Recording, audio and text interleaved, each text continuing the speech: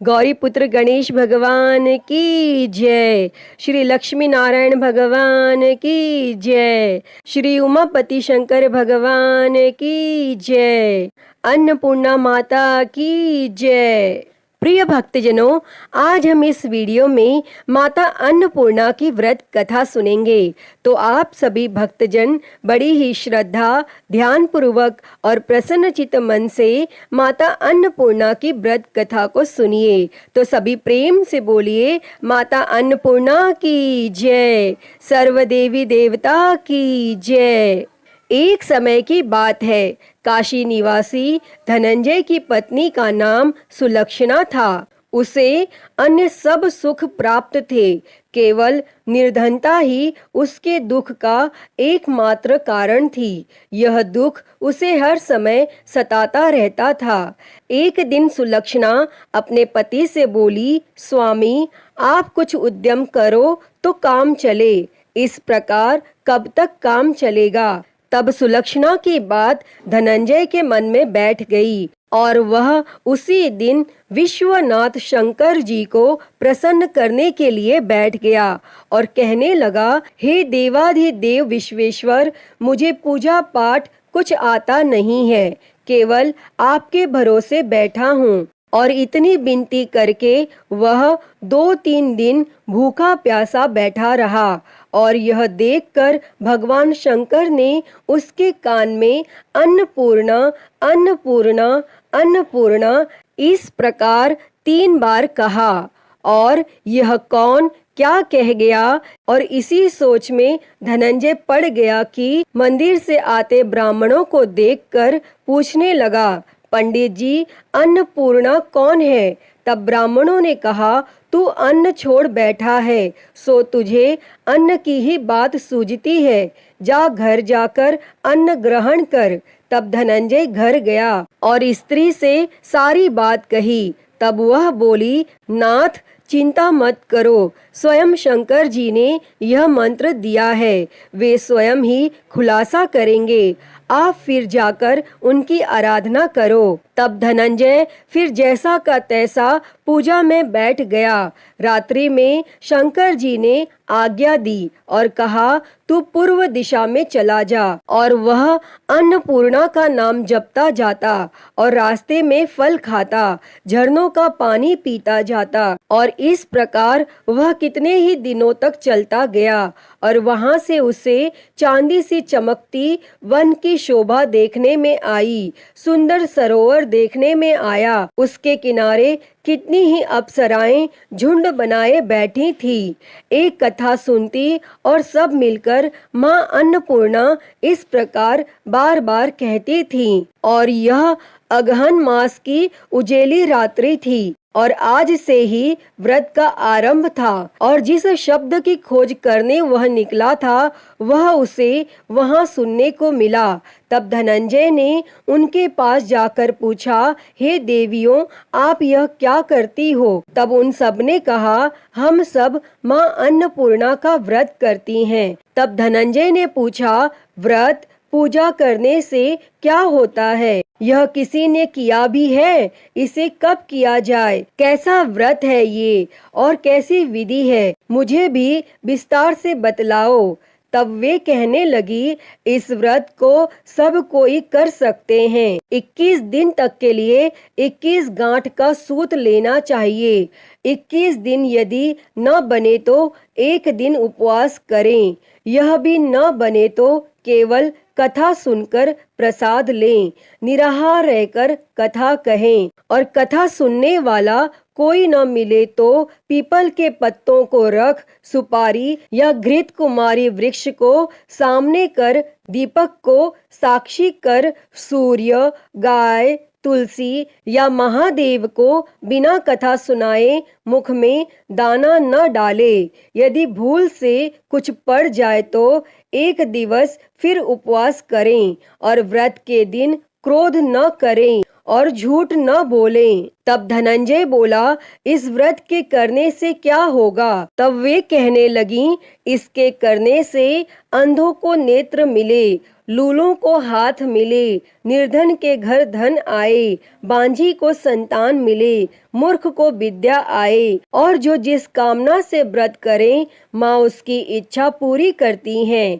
तब धनंजय कहने लगा, बहनों, मेरे पास भी धन नहीं है, विद्या नहीं है, कुछ भी तो नहीं है, मैं तो दुखिया ब्राह्मण हूँ, मुझे इस व्रत का सूत दोगी?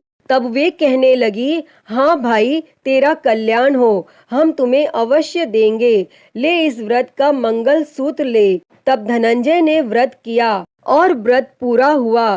तभी सरोवर में से 21 खंड की स्वर्ण सीढ़ी हीरा मोती जड़ी हुई प्रकट हुई। तब धनंजय जय अन्नपूर्णा कहता जाता था और इस प्रकार कितनी ही सीढ़ियां उतर गया तो क्या देखता है कि करोड़ों सूर्य से प्रकाशमान माता अन्नपूर्णा का मंदिर है। उसके सामने स्वर्ण सिंहासन पर माता अन्नपूर्णा विराजमान है।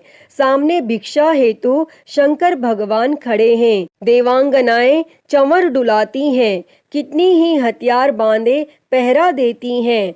तब धनंजय दौड़कर जगदम्बा के चरणों में गिर गया। तब देवी उसके मन का कलेश जान गई और धनंजय कहने लगा, माता, आप तो अंतर्यामिनी हो, आपको अपनी दशा क्या बताऊं? तब माता बोली, मेरा व्रत किया है, जा संसार तेरा सत्कार करेगा। तब माता ने धनंजय की जीवा पर बीज मंत्र लिख दिया और अब तो उसके रोम रोम में विद्या प्रकट हो गई। इतने में क्या देखता है कि वह काशी विश्वनाथ के मंदिर में खड़ा है और माँ का वरदान ले धनंजय घर आया और सुलक्षणा से सब बात कही और माता जी की कृपा से उसके घर में संपत्ति उमड़ने लगी और छोटा सा घर बहुत बड़ा गिना जाने लगा। जैसे शहद के छत्ते में मक्खियां जमा होती हैं और उसी प्रकार अनेक सगे संबंधी आकर उसकी बड़ाई करने लगे और कहने लगे, इतना धन और इतना बड़ा घर, लेकिन सुंदर संतान नहीं तो इस कमाई का कौन भोग करेगा? क्योंकि सुलक्षणा से संतान नहीं है, इसीलिए तुम दूसरा विवाह करो। तब अनिच्छा होते हुए भी धनंजय को दूसरा विवाह करना पड़ा और सती सुलक्षणा को सौत का दुख उठाना पड़ा। इस प्रकार दिन बीतते गए।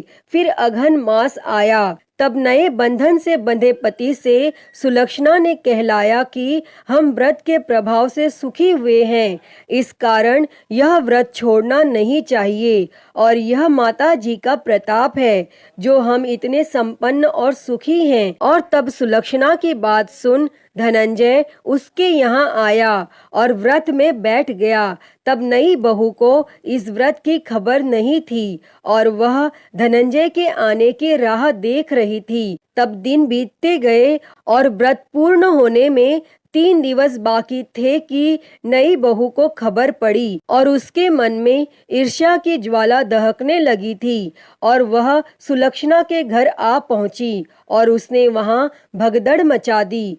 तब वह धनंजय को अपने साथ ले गई। तब नए घर में धनंजय को थोड़ी देर के लिए निद्रा ने आ दबाया और इसी समय नई बहू ने उसके व्रत का सूत तोड़कर आग में फेंक दिया।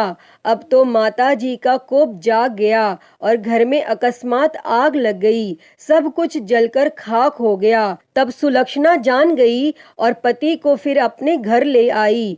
तब नई बहू रूठ कर पिता के घर जा बैठी और पति को परमेश्वर मानने वाली सुलक्षणा बोली, हे नाथ, घबराना नहीं, माता जी की कृपा अलौकिक है। पुत्र कुपुत्र हो जाता है पर माता कुमाता नहीं होती। अब आप श्रद्धा और भक्ति से आराधना शुरू करो, वे जरूर हमारा कल्याण करेंगी। तब धनंजय फिर माता के पीछे पड़ गया। फिर वहीं सरोवर पर सीढ़ी प्रकट हुई और उसमें माँ अन्नपूर्णा कहकर वह उतर गया और वहां जा माता जी के चरणों में रुदन करने लगा। तब माता प्रसन्न हो बोली, यह मेरी स्वर्ण की मूर्ति ले, उसकी पूजा करना, तू फिर सुखी हो जाएगा।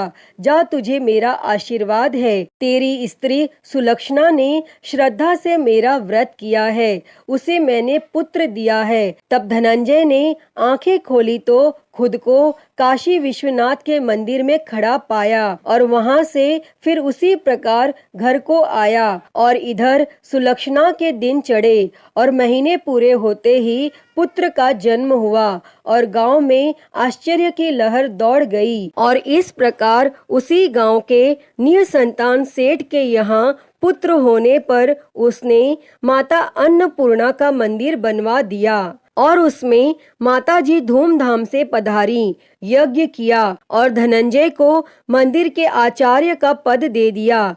जीविका के लिए मंदिर की दक्षिणा और रहने के लिए बड़ा सुंदर सा भवन दिया। तब धनंजय स्त्री और पुत्र सहित वहां रहने लगा और माताजी के चढ़ावे में भरपूर आमदनी होने लगी। और उधर नई बहू के पिता के घर डाका पड़ा, सब लूट गया। वे भीख मांगकर पेट भरने लगे। और जब सुलक्षणा ने यह सुना तो उन्हें बुलावा भेजा और उन्हें अलग घर में रख लिया और उनके अन्न और वस्त्र का प्रबंध कर दिया। तब धनंजय, सुलक्षणा और उसका पुत्र माताजी की कृपा से आनंद से रहने लगे। अतः ही माता अन्नपूर्णा, जैसे आपने धनंजय और सुलक्षणा के भंडार भरे, वैसे ही इस कथा को कहते, सुनते और हुंकारा भरते सबके भंडार भरना। सभी के जीवन से गरीबी दूर कर उनके जीवन में धन संपत्ति और सुख समृद्धि देना। तो सभी प्रेम से बोलिए, माता अन्नपूर्णा की जय। प्रिय भक्तजनों, तो मैं उम्मीद करती हूँ कि आपको आज की यह कथा पसंद आई होगी और अगर वीडियो अच्छी लगी हो तो इसे लाइक करें, ज़्यादा से ज़्यादा शेयर करें और कमेंट बॉक्स में माँ अन्नपूर्णा की जय लिखना ना भूलें। और महाकाल भक्ति ज्ञान चैनल को सब्सक्राइब कर नोटिफिकेशन बेल को ज़रूर ऑन कर लें। हर हर महादेव। धन्यवाद।